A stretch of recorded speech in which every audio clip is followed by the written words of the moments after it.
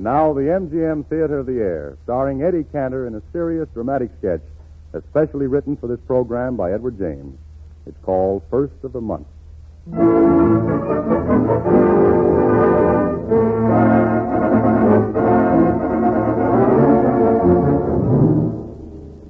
At the southernmost part of Manhattan, its edges touching the banks of the East River, lies New York's ghetto. In battered tenements, 100 nations mixed, their voices a babble of strange tongues.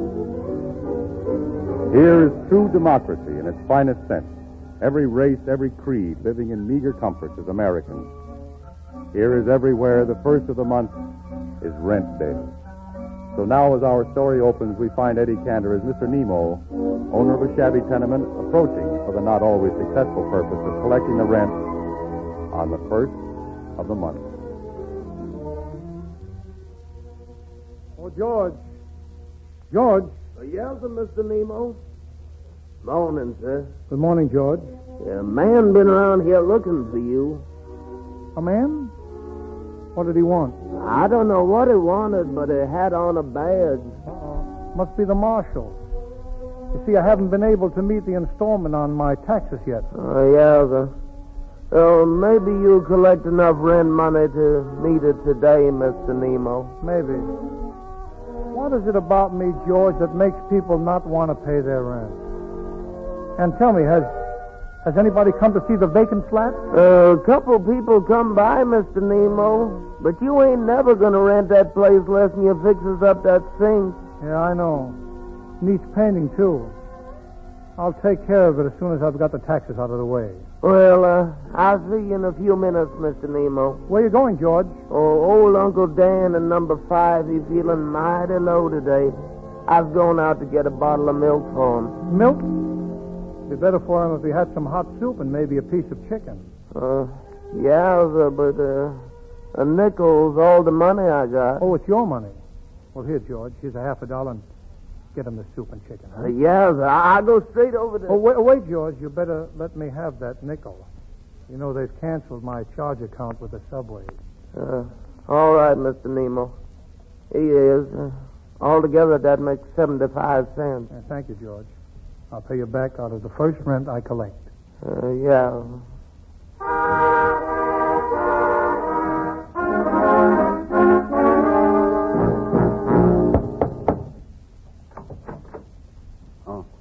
Oh, hello, Mr. Nemo. Hello, Jerry. I was just in the building and I thought... Could you come back a little later, Mr. Nemo? Well, I figured... Jerry, don't go away. All right, honey. Some other time, please, Mr. Nemo.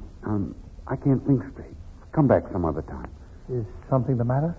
No, it's all right. Jerry, don't go away, Jerry. Is your wife sick? Well, she's going to have the baby any time now. Gee, I don't know what to do. I sent for Dr. Miller, and he should be here now. Oh, I thought it was the doctor. Hello, Mr. Nemo. Hello, Mrs. Lewis. Is there anything... No, I'm afraid I'm going to die. Oh, honey, you mustn't say things like that. Oh, I don't want to die, but I know I will. I'm not very strong. Well, no woman is very strong, Mrs. Lewis, until she's blessed by the pain of motherhood. And then her strength is so great that big, strong men stand by ashamed of their weakness. You see, the right to have real pain, that is reserved for mothers. It's a very special, exclusive pain. It's too good for men. Well, I've got some business to attend to. Mr. Nemo. Yes? Can I have a word with you? She doesn't know, but I lost my job today. And is it okay if I don't pay you the rent until I find something? Why, yes, Jerry. Sometimes there's an excuse for a fellow whose rent is in arrears. But don't let it happen to your courage. It's only the first of the month. Oh, maybe that's the doctor. Yes, I'll be going now. Goodbye and good luck.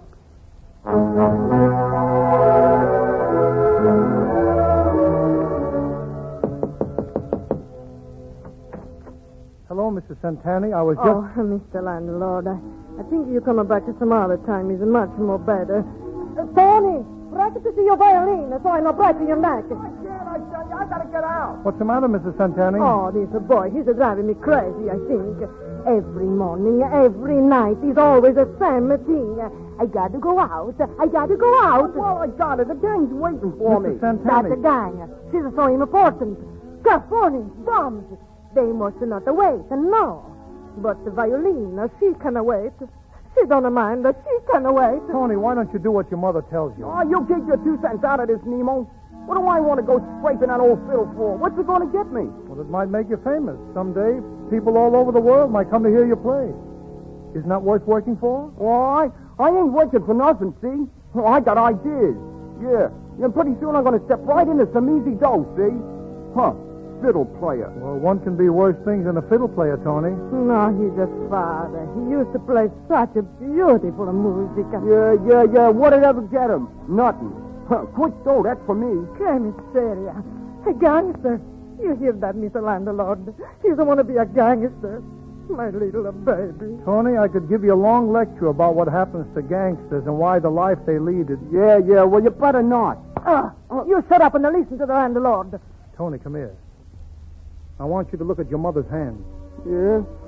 I've seen them a million times. So what? Look at them again, Tony. Don't hide your hands, Mrs. Santani. They're nothing to be ashamed of.